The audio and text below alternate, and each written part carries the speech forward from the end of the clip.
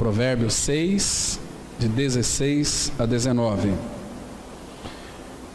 6 coisas o Senhor aborrece, e a 7ª a sua alma abomina: olhos altivos, língua mentirosa, mãos que derramam sangue inocente, coração que trama projetos iníquos, pés que se apressam a correr para o mal, testemunha falsa que profere mentiras, e o que semeia contendas entre irmãos. Vamos ter uma palavra de oração. Nosso Pai Santo, mais uma vez, recorremos ao Teu bom Espírito, aquele que habita em nós, aquele que o Senhor fez habitar em nós, aquele que inspirou os nossos irmãos a escrever a Tua palavra, na Tua plena e total dependência. Tu sopraste, ó Pai, essas verdades em seus ouvidos, e eles então escreveram para nós. E nós queremos, ó Pai, que é a Tua palavra. Por isso, nessa noite, Tu nos exorta, Tu nos edifica. Tu, ó Pai, pela Tua palavra, continue operando em nós esta limpeza bendita, para que então possamos viver uma vida aos Teus pés, uma vida de santidade, uma vida que o glorifique. Pai, fala com cada um de nós, que a Tua palavra venha mexer conosco, que nós recebamos a Tua palavra como de fato é a Tua palavra. Nós, ó Pai, sabemos que estamos num terreno muito santo da Tua palavra. Pai, em nenhum momento a Tua palavra ela vem contra nós, muito pelo contrário, é nós que muitas vezes somos contra a Tua palavra, por causa do nosso egocentrismo, por causa da nossa altivez, por causa de muitas vezes vivermos uma vida de mentira. Pai, mas estamos diante de Ti, Pai, cremos que Tu irás falar com cada um de nós. Abra os nossos ouvidos, queremos ouvir a Tua voz. Ministre, Pai, aquilo que está no Teu coração e na Tua mente, para que nós, como Teu povo, possamos receber a Tua palavra e colocá-la em prática na nossa vida, na suficiência de Cristo. Faça isso com a Tua igreja, Pai. Nós somos a Tua igreja, o Teu povo, comprado, adquirido. É no nome de Teu Filho Jesus que nós oramos. Amém. Irmãos, Salomão, então, foi um precioso homem que o Pai, então, pôde usá-lo. Em toda a sua sabedoria, ele escreveu muitos provérbios, escreveu também muitas canções. Ele teve ali suas fraquezas, como qualquer um de nós também temos as nossas fraquezas. Mas ele foi um homem que, e muitas vezes, ele prefigurava Cristo naquilo que o Pai, então, quisesse que ele prefigurasse Cristo. Você lê Cantares, você vai ficar encantado ali com a Sulamita e Salomão, uma figura linda de Cristo da igreja. Então nós temos um lindo devocional nesse livro de Provérbios. São 31 capítulos, um capítulo para cada dia. Esse aqui é o devocional puro, esse aqui não tem engano, esse aqui não tem nenhuma faísca de erros. Provérbios nós temos que ler, né? Se nós pudéssemos ler, aqueles que leem, eu leio Provérbios, um capítulo por dia dele, como um devocional diário, né? Cada dia do mês tem um provérbio específico. Então a gente aprende muitas lições. São provérbios inspirados pelo Senhor para a nossa vida, para o nosso coração. Então chega um tempo em que no nosso dia a dia a gente se depara com muitas situações nas quais está aqui todo ele relatado em Provérbios, que o Espírito traz a palavra que ele já falou, a palavra rema, no nosso coração, porque nós não podemos sair por aí com uma Bíblia debaixo dos braços, nosso trabalho, fazer as nossas compras, mas a palavra, ela está no nosso coração, ela está na nossa mente, né? Uma vez que nós então somos diligentes em lê-la. em perscrutá-la, em buscar a ajuda do Senhor naquilo que nós não conhecemos ainda, que não foi revelado. E o desejo do Pai é se revelar para nós, é que nós tenhamos entendimento espiritual para compreender as Escrituras Sagradas. Temos que ter esse desejo, então Ele vai se revelar. Às vezes, ler a palavra de Deus tão somente por lê-la, isso não vai trazer para nós muito entendimento, muito conhecimento. Nós precisamos de desejar o Senhor, buscá-lo, querer, desejar Ele aquele que te fez, Ele é aquele que realizou uma obra em teu benefício e em meu benefício, tirando o nosso pecado, morrendo numa cruz, mas incluindo-nos ali no seu corpo na cruz. Ele que carregou os nossos pecados, a nossa nojeira, as nossas porcarias, as nossas indiferenças, tudo foi colocado em Cristo na cruz, crucificado e morto. Tudo aquilo que origina pecado foi inserido em Cristo. O irmão leu aqui na abertura, Romanos 6, no versículo 2, aquele versículo tão lindo, quando Paulo faz uma pergunta: como viveremos ainda no pecado? Nós, os que para ele morremos.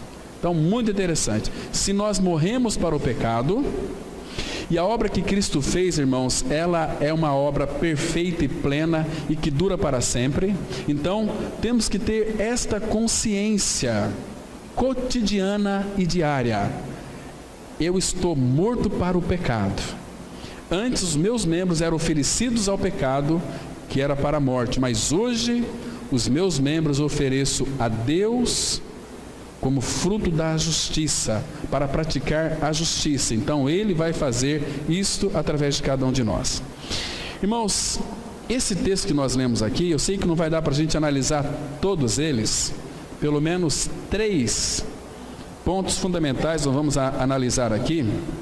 Nós temos no versículo 16, aqui ele diz que 6 coisas o Senhor aborrece. Essa palavra aqui, aborrece, significa, segundo o original, no hebraico, é uma raiz que diz assim: é você sentir horror, é você detestar. Então, na primeira parte do versículo 16, nós podemos ler assim: seis coisas o Senhor, Ele sente horror, 6 coisas o Senhor detesta, e a sétima Ele abomina. A palavra abomina significa Ele odeia, é algo que é execrável para o coração do nosso Pai Celestial. É a 7ª. Então, nós vamos hoje, se o Pai assim permitir, analisar as primeiras 3, que de fato o nosso Pai, Ele sente horror. O nosso Pai, Ele detesta. É algo assim terrível, irmãos. Uma vez que somos filhos de Deus em Cristo Jesus, somos habitados pela pessoa de Cristo, nós ainda praticarmos algumas coisas que está relacionada nesses versículos aqui. Então, irmãos, se isto aqui de fato é a palavra de Deus, e nós temos que considerá-la como de fato é a palavra de Deus, e ela só vai operar em nós se de fato nós crermos, estivermos unidos, ligados àquilo que Deus disse na sua palavra. Então, aquilo que Deus disse na sua palavra, Ele revelou para mim, deve ser então verdade em minha vida. Então eu devo de fato abandonar. Antes eu não conseguia abandonar certas coisas, nem mesmo você, porque nós éramos escravos do pecado. Um escravo, ele não tem nenhum direito. Nós temos que, Jesus disse lá em João 8, que quem comete pecado é escravo do pecado. Escravo não tem nenhum direito. Escravo, ele tem que fazer aquilo que o seu Senhor manda. Então, o pecado, ele tem domínio sobre uma pessoa. Hoje nós estávamos dizendo aqui pela manhã sobre a maturidade dos misericordiosos, que este céu que nós estamos vendo é a tampa de um caixão. E aqui embaixo só tinha pessoas mortas, nós espiritualmente mortos, sem Deus, sem Cristo. Mas Jesus Cristo, como a vida, Ele se fez carne e tabernaculou entre nós. Ele colocou a sua morada no meio de nós. João 1,4 vai dizer que a vida estava nele, e a vida era a luz dos homens. Então ele, como que quando ele se fez carne, é como que ele se habitasse no meio de um vale de ossos secos, sem nenhuma vida, espiritualmente mortos. Mas, irmãos, ele veio e trouxe a palavra. Ele é a palavra dele é viva e eficaz. Então quando ele fala, as coisas acontecem. Usando ali Ezequiel para profetizar sobre aqueles ossos mortos, profetizar aquilo que Deus havia dito, profetiza sobre esses ossos mortos. Então ele profetizou, segundo a palavra do Senhor, um exemplo muito claro ali, irmãos, sobre o novo nascimento, porque depois ele diz o seguinte: olha, agora você diz, dos 4 ventos, vem sobre esses ossos. Quem não nascer da água e do Espírito não pode entrar no reino de Deus. Então é necessário, irmãos, a palavra sendo gerada em nós pelo Espírito vai gerar vida. Isso é tão maravilhoso. Agora, aqui, irmãos, vamos analisar algumas coisas que o Senhor, ele sente horror, que o Senhor detesta. Então, aquilo, irmãos, que os homens chamam muitas vezes de erros, ou falhas, ou enganos, Deus chama de pecado. Eu errei tanto com você, eu falei tanto com você. Muitas vezes isso, o Pai chama tudo isso, irmãos, de pecado. De pecado. Porque Deus detesta, Deus abomina o pecado. Deus não suporta, irmãos, o pecado. Ele é tão puro de olhos, diz o profeta, que ele não pode contemplar o mal. Ele não pode, de fato, habitar numa pessoa que ela tem prazer no pecado. Deus detesta, Deus abomina. Então tem algumas coisas que nós temos que verificar aqui, que é muito importante, irmãos, para a gente então avançarmos sobre essas 3 coisas que vamos analisar junto com os irmãos aqui. Deus, uma vez que ele não suporta o pecado, muitas das ofertas que as pessoas fazem, das orações que as pessoas fazem, sem ter uma experiência de regeneração, Deus tem isto como coisas vãs. São orações que não passam do teto. Quando uma pessoa, ela começa a orar ao Senhor, buscar o Senhor, orando, e ela percebe que a sua oração, porque, irmãos, uma pessoa que não tem a vida de Cristo no seu interior, uma das primeiras consequências de não ter a vida de Cristo é uma falta de paz. Uma pessoa que vive inquieta, ele não tem paz, vive numa vida agitada, num barulho interno. A pessoa começa a fazer a vontade da carne, dos pensamentos, aquilo que agrada a si mesma, mas ela tem uma purificação psicológica de que é um filho de Deus, porque às vezes conhece as Escrituras Sagradas. Conhecer a palavra, sem ter a realidade da palavra, nos torna prosélitos, nos torna fariseus, nos torna hipócritas. Claro que depois que nós cantamos algumas canções para o Senhor, mas quando nós estamos cantando para o Senhor, você tem essa consciência de que os teus lábios estão sendo abertos para expressar louvor e gratidão ao Senhor? Nós temos prestado atenção nas letras que temos cantado, temos confessado?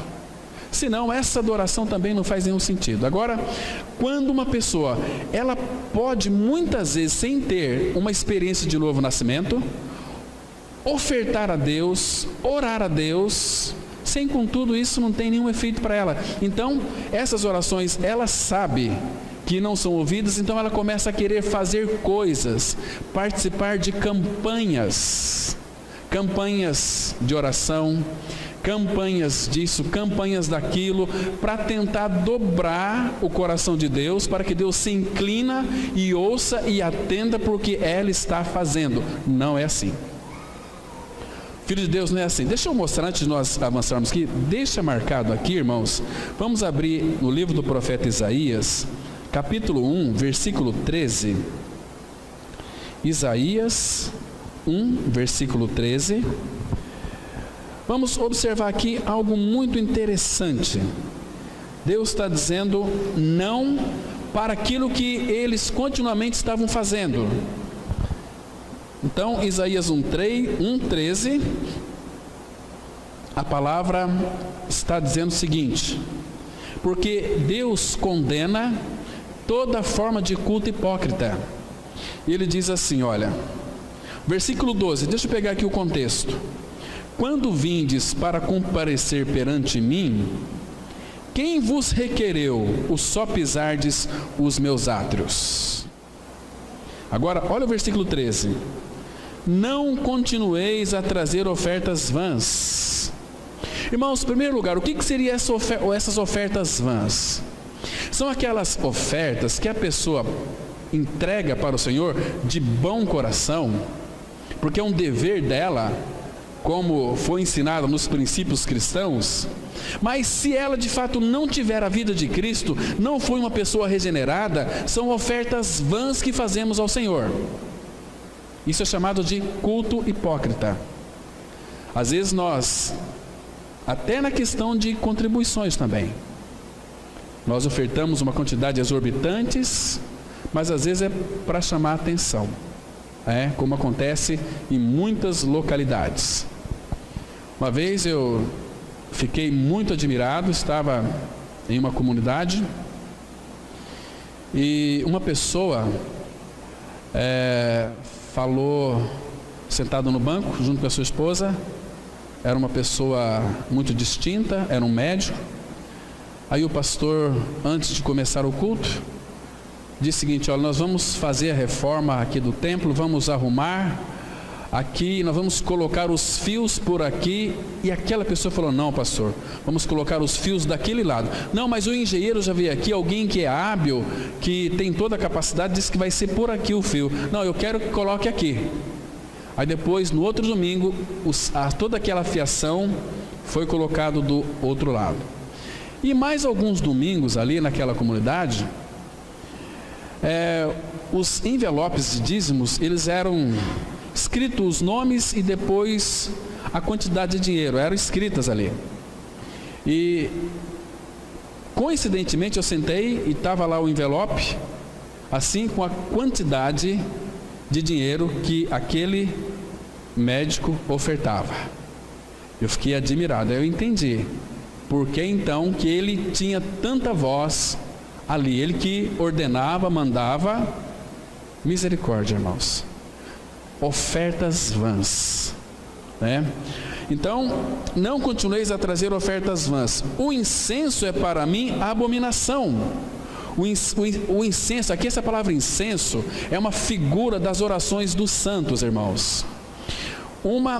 Este incenso, quando nós oramos ao Senhor, muitas pessoas oram, sobe monte, faz aí semanas de jejum e oração, mas sem ter a vida de Cristo, é vã. É vã. Oram, as coisas não acontecem. Então o que eles fazem? Temos que fazer alguma coisa para então nós dobrar o coração do Pai para que Ele possa fazer. Aí começa a viver uma vida de troca. Você tem que se sacrificar, você tem que orar mais, tem que ler mais a Bíblia, você tem que fazer isso, fazer aquilo. A pessoa fica totalmente desnorteada. Ela começa a fazer, aí as coisas não acontecem, O incenso é para mim abominação. E também as festas da lua nova, os sábados e a convocação das congregações. Agora veja aqui o que ele está dizendo: não posso suportar iniquidade associada ao ajuntamento solene.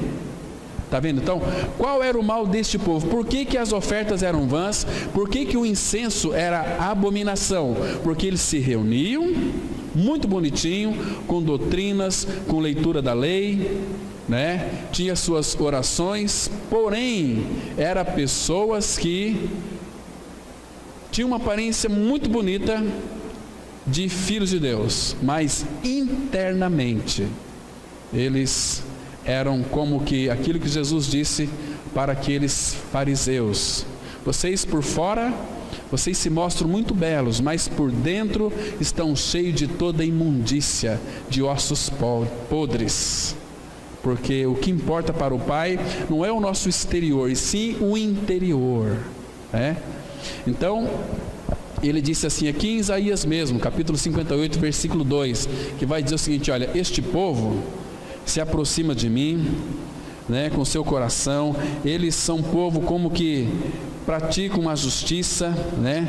58:2, ele vai dizer que mesmo neste estado de pecado, porque o versículo 1 vai dizer o seguinte sobre a questão do pecado: para erguer a voz como a trombeta e anunciar a transgressão e a casa de Jacó os seus pecados. Então, aqui no versículo 1 do capítulo 58, está mostrando que, de fato, eles eram pecadores, não haviam sido tratados. Aí, o profeta diz aqui no versículo 2, mesmo neste estado, em que estado? Estado de pecado. Algo que Deus não pode suportar, o ajuntamento solene com iniquidade. Entende? Ou nós somos do Senhor, vivemos para Ele, ou somos de nós mesmos. Aliás, você nunca é de você mesmo. Nós pensamos que nós pertencemos a nós mesmos. Muito pelo contrário. Ou você é filho de Deus, ou você é filho espiritual de Satanás. Então, mesmo neste estado, esse estado de pecado, ainda me procuram dia a dia. Está vendo só aqui? É um povo perseverante.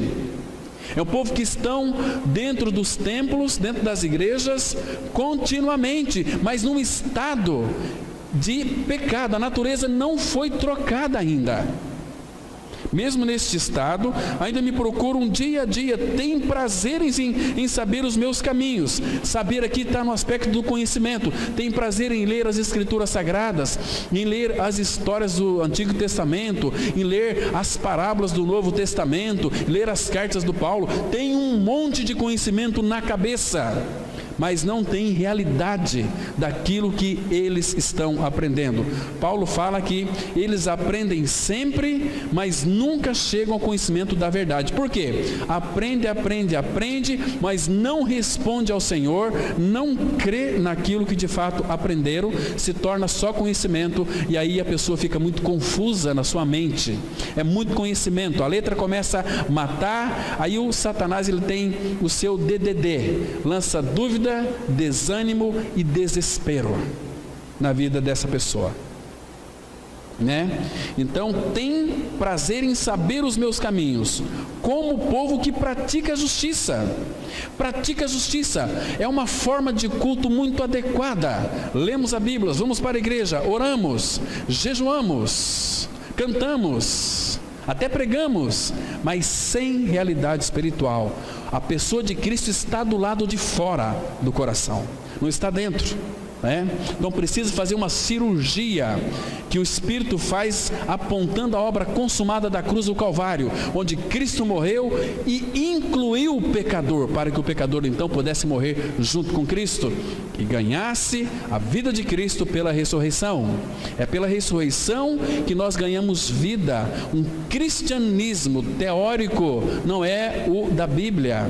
É um cristianismo teórico que ele não tem vida, tem conhecimento. Nós precisamos de vida. Jesus veio para que nós tivéssemos vida, e vida em abundância. Então, e não deixe o direito do seu Deus.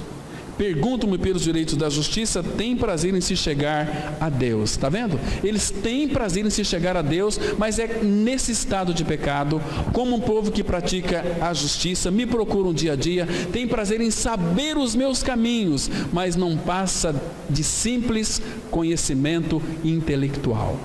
Isso a gente aprende muito em seminários.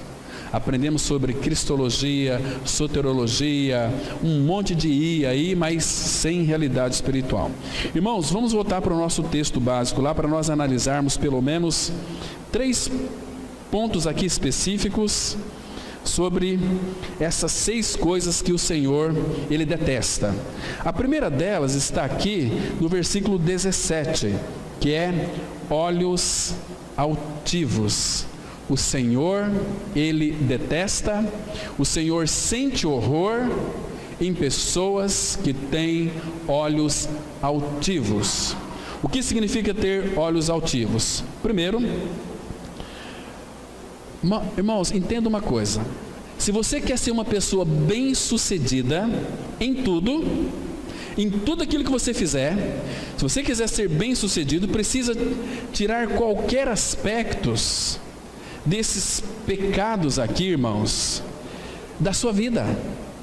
Por quê? Porque ainda nós podemos ter crido em Cristo, em nossa morte e ressurreição com Ele, mas ainda a nossa alma, ela abriga no seu interior olhos altivos, a altivez. Agora, irmãos, a pior altivez é a altivez espiritual.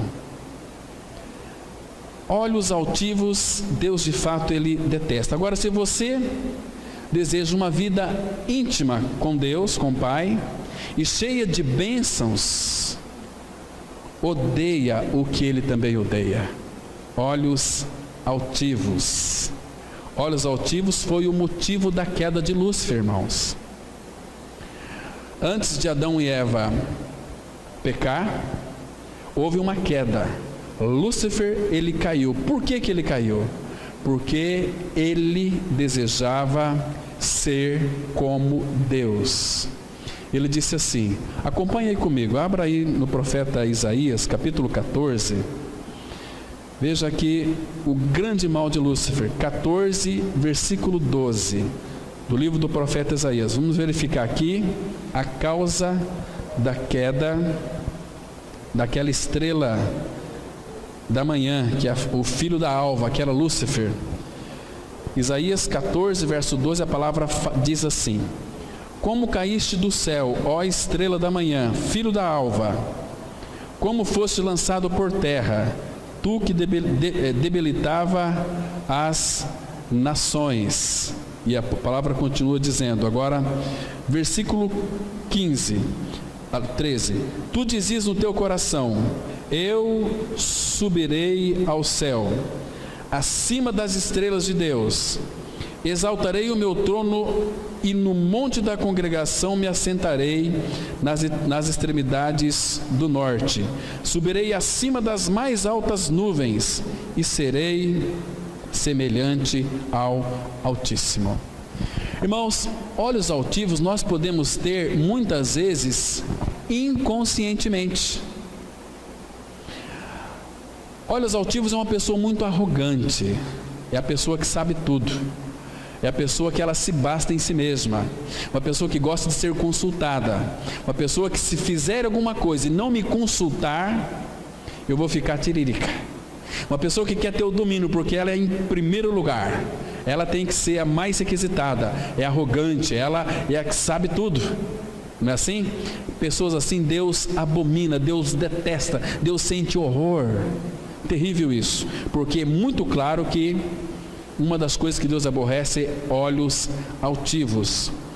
E o versículo 15 diz assim: contudo, serás precipitados para o reino dos mortos, no mais profundo do abismo. Está vendo? Altivez do espírito, mania de ser grande, a nossa grandeza, a nossa, eu conheço tudo das Escrituras, né? Eu sou o pastor. Queridos, Deus não tem pessoas grandes na sua obra. Ele tem filhos que creram no Filho, filho que então tiveram a sua natureza trocada, a sua natureza velha pela natureza de Cristo, e isso foi feito pela cruz. Enquanto nós de fato não tivermos um operar da cruz diário, como Paulo disse lá em 2 Coríntios 4,10, levando sempre e por toda parte o morrer de Jesus no nosso corpo, aí sim nós vamos ter a manifestação não do arrogante, mas de Cristo, para que a vida de Cristo se manifeste em nosso corpo mortal. Quer levar ou viver uma vida cristã, que é não mais eu, mais Cristo, é levar no corpo o morrer de Jesus diariamente, porque irmãos, nós somos tentados todos os dias a sermos arrogantes. a querer ser e desejar sempre o melhor, porque a coisa, irmãos, está no coração. Esse mesmo texto aqui, em Ezequiel capítulo 28, por favor, acompanhe lá comigo. Ezequiel 28, versículo 12. Nós temos aqui, irmãos, a causa. Ele vai mostrar aqui que o coração de Lúcifer se elevou, porque foi achada iniquidade dele. Essa coisa, irmão, é tão sério que Deus então permitiu pelo seu Espírito que esses dois profetas falassem a respeito da queda deste anjo, esse que era o sinete da perfeição, o anjo mais lindo então que Deus havia feito, que Deus havia criado. Então, olha só aqui, irmãos, no versículo 13, 28 de Ezequiel, versículo 13, vamos ler até o 13, mas começa desde o versículo 11, mas vamos aqui para nós ganharmos um pouquinho de tempo. 28:3, a palavra diz assim: estavas no Éden, jardim de Deus. Irmãos, nós tratamos aqui, algum tempo atrás, este Éden aqui não está se referindo ao jardim do Éden lá, onde Adão e Eva foram criados. Esse jardim do Éden aqui é paraíso, como também lá o Éden que Adão e Eva foram lá gerados, criados pelo Senhor, também é paraíso. Mas este Éden aqui era o paraíso de Deus onde Lúcifer estava. Sabe por quê? Como é que nós sabemos disso? Estavas no Éden, jardim de Deus. Olha, esse jardim de Deus não tinha vegetais. O que tinha lá?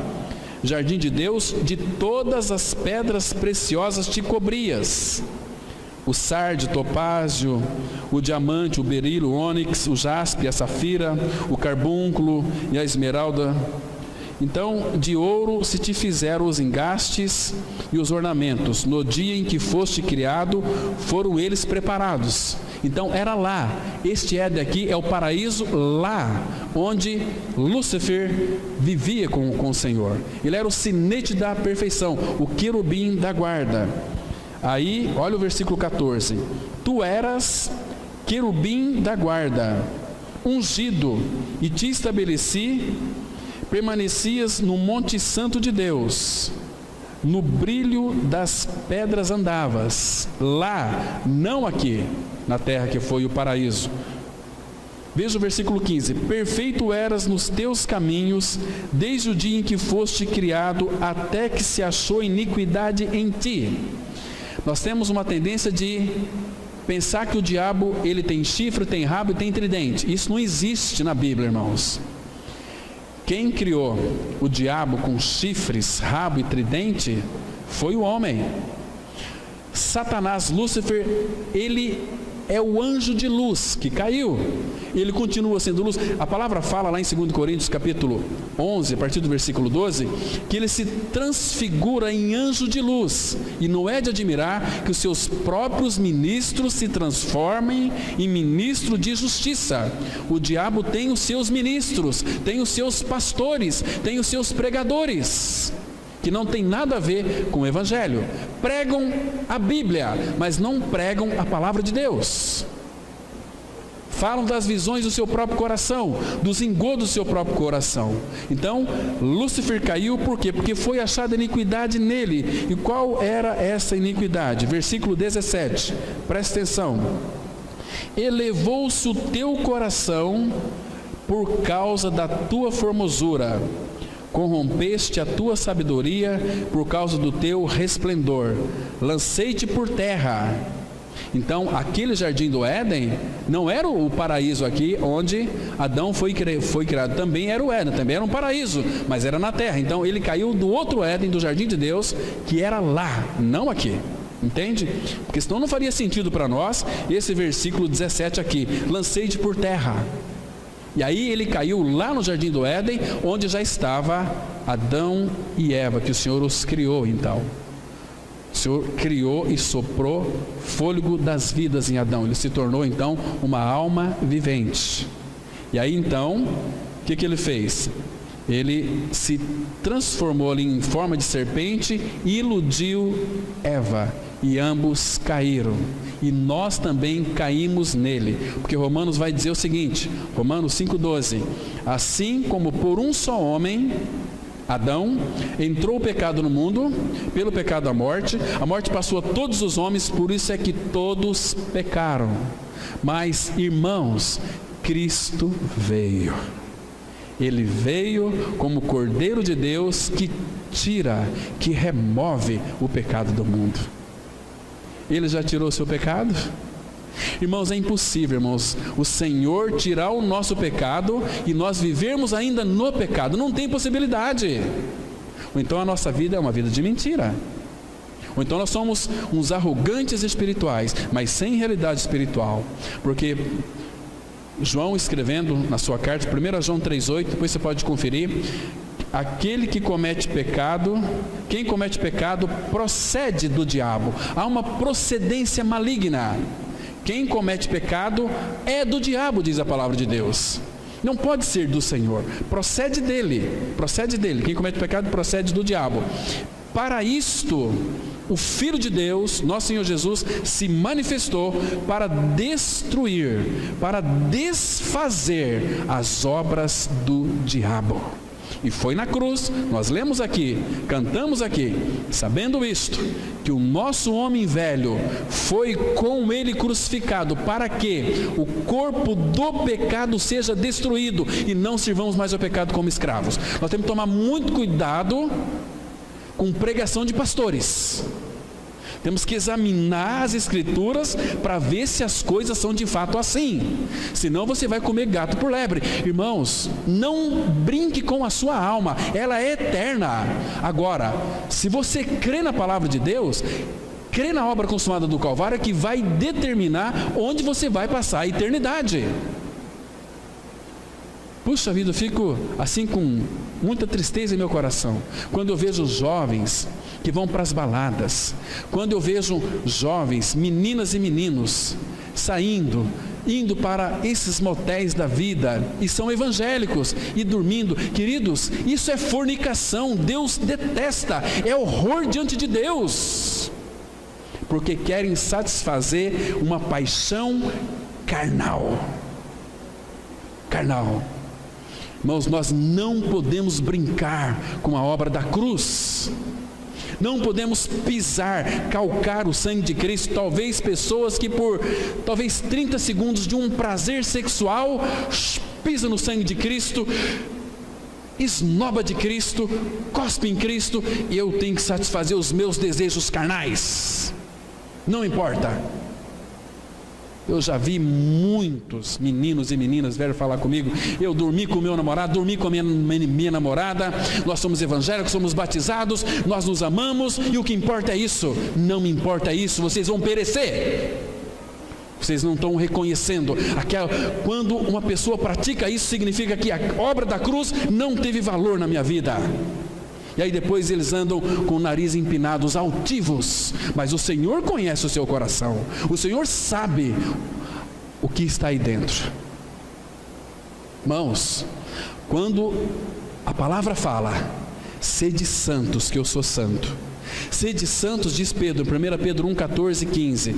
Sede santos em todo o vosso proceder. Será que aquele casalzinho de namorado evangélico, quando está lá transando sem antes ter um casamento abençoado pelo Senhor, eles estão praticando a santidade?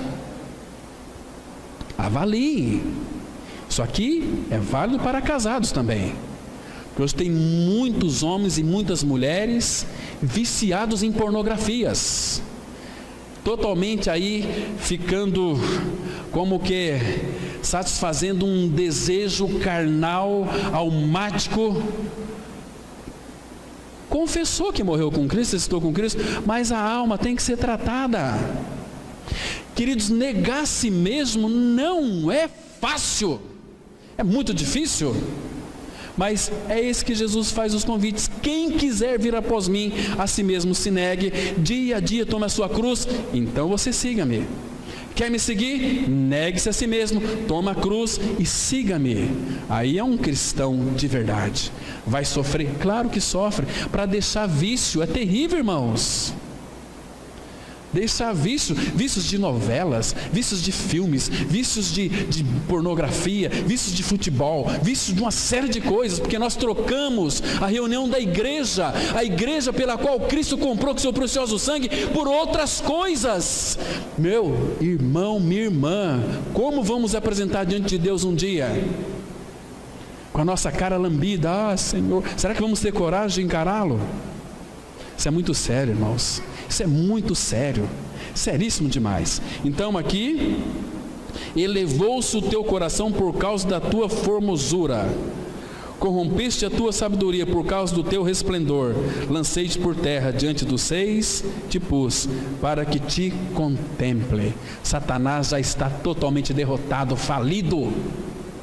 O que ele faz hoje? Ele trabalha assiduamente para que você não compreenda a palavra de Deus. Ele quer que você seja um crente, que seja um evangélico, quer que você aceite Jesus, mas ele não quer que você creia na palavra de Deus, que você confesse que você morreu com Cristo, ressuscitou com Cristo. Por isso que a igreja não cresce, irmãos, espiritualmente. Se muitas vezes ela nem ainda ganhou uma experiência real de novo nascimento, quando nós não somos nascidos de novo, qualquer tipo de amargo para nós é doce. Se você não tem uma experiência real com Cristo, qualquer mensagem para você é linda, é maravilhosa. Você se torna um arrogante espiritual, um altivo, algo que Deus detesta. Deus abomina um homem e uma mulher espiritual, olhos altivos, uma pessoa arrogante, que se sente superior aos outros. Agora, quem morreu com Cristo, qual é a atitude de uma pessoa que morreu com Cristo? Filipenses, capítulo 2, versículo 13, essa aqui é uma atitude de alguém que morreu com Cristo, irmãos. É precioso, é diferente, não é religioso, é cristão de fato. Filipenses 2, versículo 3, a palavra de Deus, ela nos mostra algo muito interessante. Ela diz assim: nada façais por partidarismo ou vanglória, mas por humildade, considerando cada um os outros superiores a si mesmo. Irmãos, quem tem olhos altivos é detestável pelo nosso Pai. Agora, quem passou pela cruz, morreu, ressuscitou com Cristo, esse sim vai considerar cada um os outros superiores a si mesmo. Irmãos, quando nós consideramos os outros superiores a nós mesmos, sabe o que acontece? Nós vamos ter os nossos irmãos como mestres, ou seja, nós vamos aprender com eles e aprender deles. Jesus, irmãos, ele é Deus, ele é santo, ele habitava num santo e sublime, num trono alto, mas ele quis vir habitar no assento de misericórdia, como nós falamos hoje pela manhã. Assento de misericórdia. O que é o assento de misericórdia? É ali na tampa da arca. Tinha aqueles dois querubins, um estava voltado um para o outro, mas olhando para baixo, como que querendo ver o que tem dentro da arca. E ali, irmãos, imagina aquela cena linda, aquelas milhares de tendas em volta do tabernáculo, multidão de pessoas, famílias. E chegou o dia do perdão. Então Arão matava aquele cordeirinho, pegava o sangue e entrava ali no Santo dos Santos. Tinha que haver uma preparação, colocava aqueles sininhos, a roupa adequada, todo aquele aparato. Ele nos representava ali, entrava diante de Deus. Então naquela arca, ele aspergiu o sangue em cima da tampa da arca. Ali é o assento de misericórdia. Então quando Deus vinha visitar o seu povo, via o sangue, Deus não feria o seu povo, porque ele ficava satisfeito com o sangue, porque o Pai contemplava o seu filho, o Cordeiro, que foi morto desde a fundação do mundo. E a tampa da arca, irmãos, propiciatório, é o assento de misericórdia. A tampa da arca é Cristo, figura de Cristo. O sangue é Cristo. Então hoje, o Filho de Deus, Cristo, entrou além do véu, no Santo dos Santos, para comparecer agora por mim e por você. Ele está lá. Que lindo é isso, irmãos, que precioso é isso, assento de misericórdia. Então, irmãos, se Ele que é Deus, que Ele é santo, é sublime, Ele se fez carne, Ele se humilhou. Olha a continuação do texto aqui no versículo 5, diz assim: tende em vós o mesmo sentimento que houve também em Cristo Jesus, pois Ele, subsistindo em forma de Deus, Ele era Deus, não julgou como usurpação ser igual a Deus. Ele poderia ter ficado lá: Pai, eu sou Deus, eu sou um contigo, vou ficar aqui. Não, mas veja o que Ele fez. Antes, a si mesmo se esvaziou. Ele não se esvaziou da sua divindade, Ele se esvaziou das suas glórias. Entende? Antes a si mesmo se esvaziou, assumindo a forma de servo. Imagina só, irmãos, o Rei dos Reis, o Criador de todas as coisas, nasceu ali numa manjedoura, foi cuidado por Maria. Imagina Maria dando banho no Criador, no Salvador dela, no Rei Jesus. Imagina, que cena mais linda. Forma de servo, tornando-se em semelhança de homens e reconhecido em figura humana, a si mesmo se humilhou, tornando-se obediente até a morte, morte de cruz. Imagina só, o nosso Salvador, Ele desceu até a morte por nós. Você entende por que Deus detesta, Ele sente horror por olhos altivos? Se o nosso Senhor, que é Deus, se humilhou e morreu e baixou até o último degrau, não tinha mais onde descer, Ele foi até o Hades, e quem se humilha será exaltado. A consequência é assim: pelo que também Deus o exaltou sobremaneira, Ele deu o nome que está acima de todo nome, para que o nome de Jesus se dobre todo o joelho nos céus, na terra e debaixo da terra, e toda língua confesse que Jesus Cristo é Senhor, para a glória de Deus Pai. Queridos, olhos altivos é uma das primeiras coisas que Deus, Ele aborrece. Olhos altivos, o arrogante, o soberbo, eles são e se acham os primeiros, mas a ruína vem. A palavra fala em Provérbios 16 e 18, que a soberba precede a ruína. A soberba precede a ruína. Todos os altivos, eles vão cair na ruína, porque aquele que se exalta será humilhado. Olhos altivos, Deus, Ele sente horror. Agora, qual é a outra palavra que aparece lá em Provérbios 6, versículo 17? Qual que é a segunda palavra que nós temos ali? Temos ali língua mentirosa. Língua mentirosa é algo que o nosso Pai abomina. Irmãos, por que Deus, Ele detesta a língua mentirosa? Sabe por quê? Porque Ele é o Deus da verdade. Nele não há mentira. Eu sei que ninguém ensinou mentira para nós. Nós herdamos mentira dos nossos pais. Talvez as pessoas, às vezes, elas nunca pensam por que elas mentem, porque já nasceu com a natureza dos seus pais. O diabo é o pai da mentira. João 8,44, a palavra, Jesus dizendo o seguinte: olha, vós tendes por pai o diabo, e quereis satisfazer os desejos do vosso pai. Ele foi homicida desde o princípio, e jamais se firmou na verdade, porque quando ele profere mentira, fala do que ele é próprio, porque é mentiroso e pai da mentira. E o pai da mentira tem seus filhos mentirosos. Além de mentir, vive uma vida de mentira também. Isso é pior ainda, uma vida de hipocrisia. Queridos, a palavra é tão clara. O Senhor quer nos livrar de tudo isso, dessa língua maldita, mentirosa, difamadora, essa língua de enganos, essa língua de faz de conta, porque o coração não foi trocado, o coração está impregnado de mentira, vai sair na boca mentira. Queridos, nós somos tendenciosos a mentir, mas fala: Senhor, tem misericórdia de mim, liberta-me das minhas tendências mentirosas, de querer viver uma vida mentirosa, de querer aumentar as coisas, de querer fraudar as pessoas, de enganar as pessoas, de ludibriar as pessoas. Irmãos, é tão triste, irmãos, quando de repente um irmão, você percebe que ele mentiu para você. É triste demais.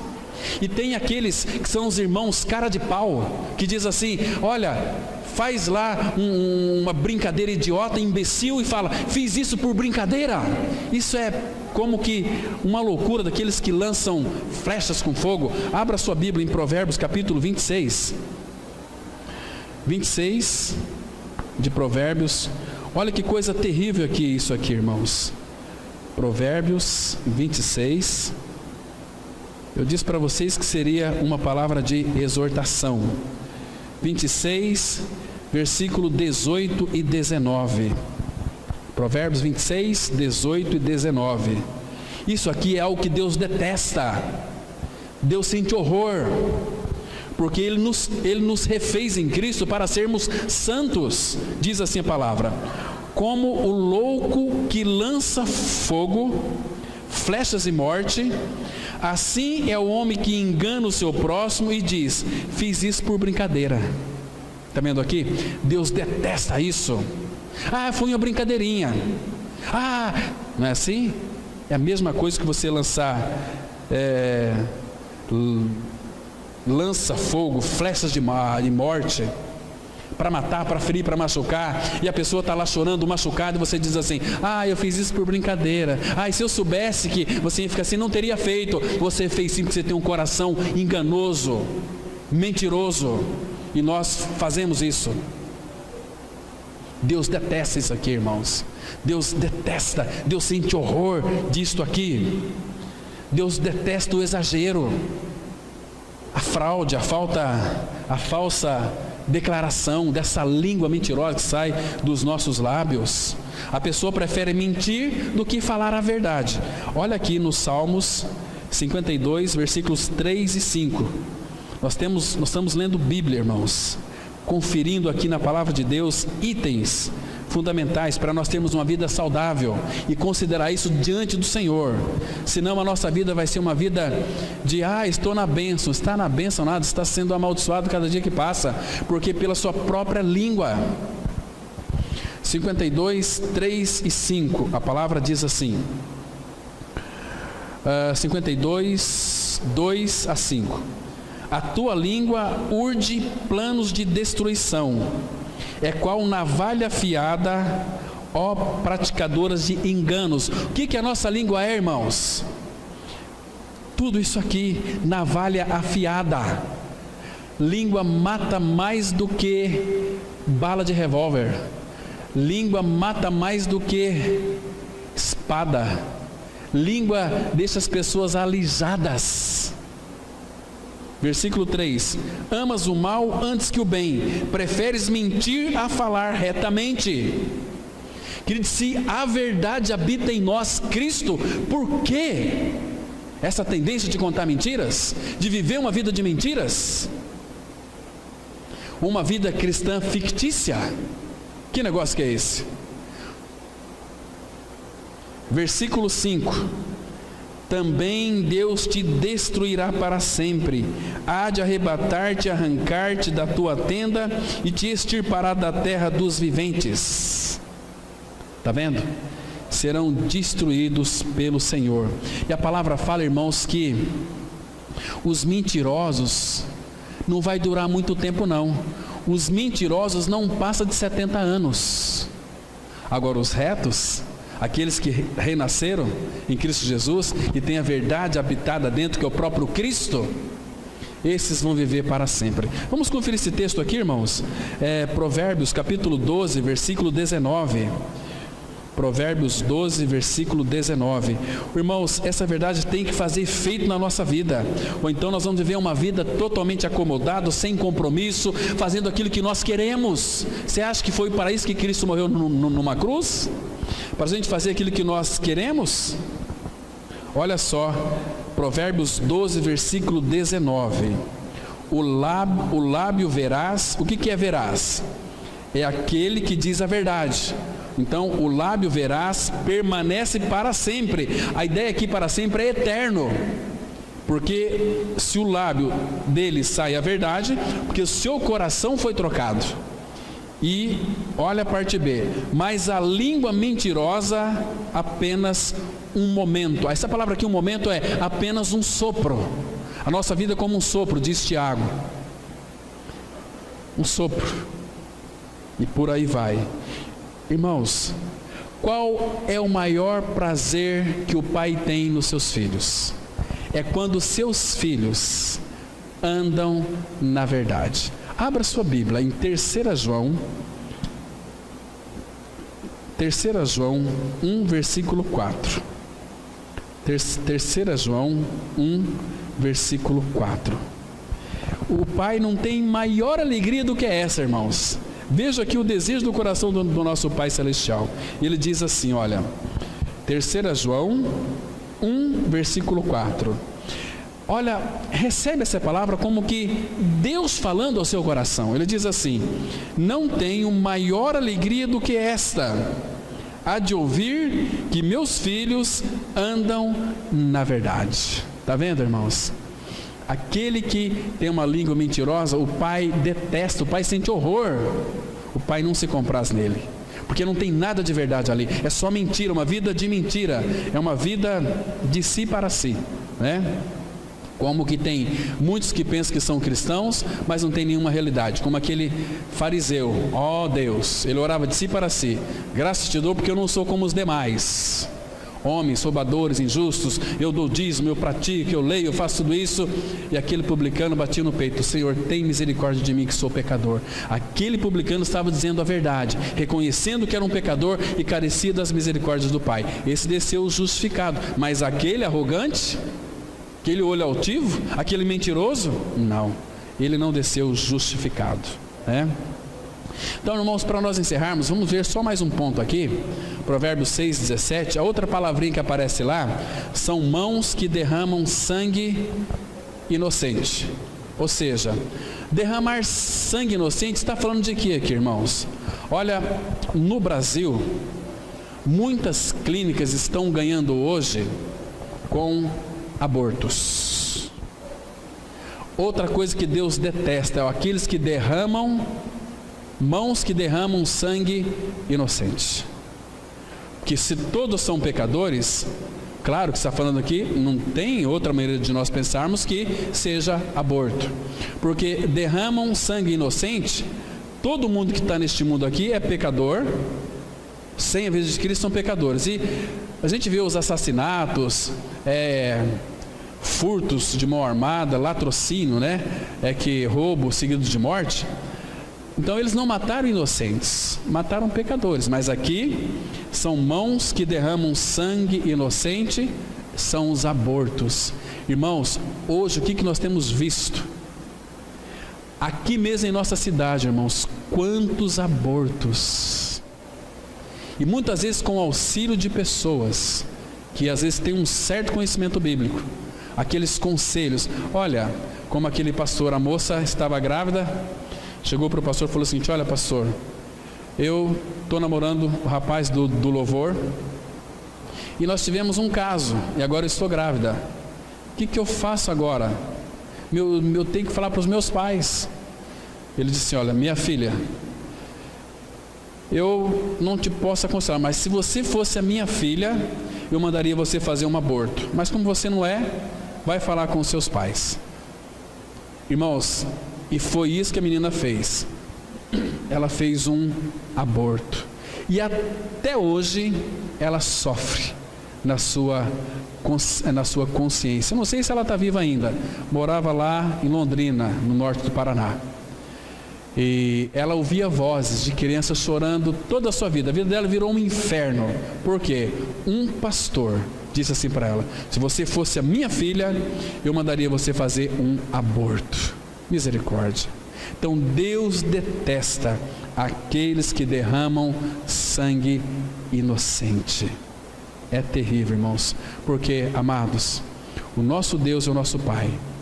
Ele não tem prazer na morte de ninguém. Lá em Ezequiel 18:32 ele fala o seguinte, que o Senhor, Ele não tem prazer na morte de ninguém. Ele quer que todos se convertam e sejam salvos e vivam. Ele não tem prazer na morte de ninguém. Ainda que seja ímpio, desceu para a sepultura, ele vai para o inferno. Mas o Pai não tinha prazer. E o Pai também chorou por aquela vida, por aquela alma. Porque o Pai não pode fazer mais nada, o Pai já fez tudo. Deu o seu Filho Jesus para morrer numa cruz, e lá naquela cruz Ele crucificou o nosso velho homem, a nossa natureza pecaminosa. Já estou crucificado com Cristo, vivo não mais eu, mas Cristo vive em mim. Ele já nos deu vida. Eu vim para que tenham vida, e vida em abundância. É Cristo habitando no homem, habitando na mulher. Então, irmãos, se a pessoa não quer, não deseja, o que o Pai pode fazer? Nós vamos aí pegar as pessoas no laço e trazer aqui para dentro. Vocês têm que escutar, vocês têm que, a não ser que coloque uma faca no pescoço dela. Ou você crê, então você vai morrer agora. Aí elas vão crer, né? Mas não crer de fato. A palavra de Deus, ela nos chama para crer nele, mas uma crença voluntária. Eu creio porque tu dizes na sua palavra. Mas, irmãos, nos últimos dias que antecederia a volta de Cristo, seria marcado por apostasia, não por avivamento. Seria marcado por desprezo do Senhor, por sono espiritual, onde aqueles que se dizem cristãos vivem uma vida segundo o melhor da praça. Eu penso assim, eu já conheço. Às vezes não. Temos vivido essa realidade de corpo de Cristo. Irmãos, nós virmos reunir aqui todos os domingos de manhã à noite, isso não significa necessariamente que somos corpo de Cristo. É corpo de Cristo quando nós vivemos uma vida de corpo de Cristo. Um irmão ou irmã ajudando uns aos outros. Um irmão ou irmã amando uns aos outros. Nisto todos conhecerão que sois meus discípulos, quando tiverdes amor uns pelos outros. Caso contrário, irmão, nós estamos iludidos, estamos enganados. Ore ao Senhor nessa noite, antes de deitar, fala: Senhor, por misericórdia, por tua misericórdia, porque Ele não tem obrigação de ter misericórdia de ninguém, mas fala assim: Pai, por tua misericórdia, tem misericórdia de mim. E eu sei, você também sabe, que existem muitas coisas em nós que precisam ser tratadas. Olhos altivos, língua mentirosa. Nós somos tendenciosos, irmãos, a derramar sangue inocente. Mas não se esqueça, Jesus Cristo veio para que nós tivéssemos vida e tivéssemos em abundância. Amém. Vamos ter uma palavra de oração. Pai, mais uma vez nós te damos muitas graças pela tua palavra, Pai, que nos orienta. Tua palavra, ela é tão maravilhosa porque ela nos confronta. Tua palavra, Pai, ela mexe com o nosso egocentrismo. A tua palavra, Pai, mexe com a nossa mania de querer saber todas as coisas, de sermos os certos. Mas tem misericórdia de nós, ó Pai. Nos coloca nos trilhos, no caminho, Pai, nessa verdade, para que cada vez mais possamos desfrutar da vida de Cristo. Oh, meu Pai, nós entregamos nas tuas mãos essa semana que se inicia. Vai adiante de nós. Prepara, Pai. Prepara os nossos corações para falarmos com as pessoas que vamos nos relacionar com essa semana, com eles nessa semana. Cuida dos nossos lábios, cuida do nosso coração, Pai. Nós temos uma tendência muito grande de sermos grandes. Pai, faz com que nós vejamos quem somos nós a partir da tua ótica. Pai, nós queremos nos enxergar como tu nos vês. Faça isso, Pai, com a tua igreja. Tem misericórdia de nós, ó Pai. E também nos dê uma semana, com certeza ela será abençoada em teu nome. E é no nome de teu Filho Jesus que nós oramos. Amém.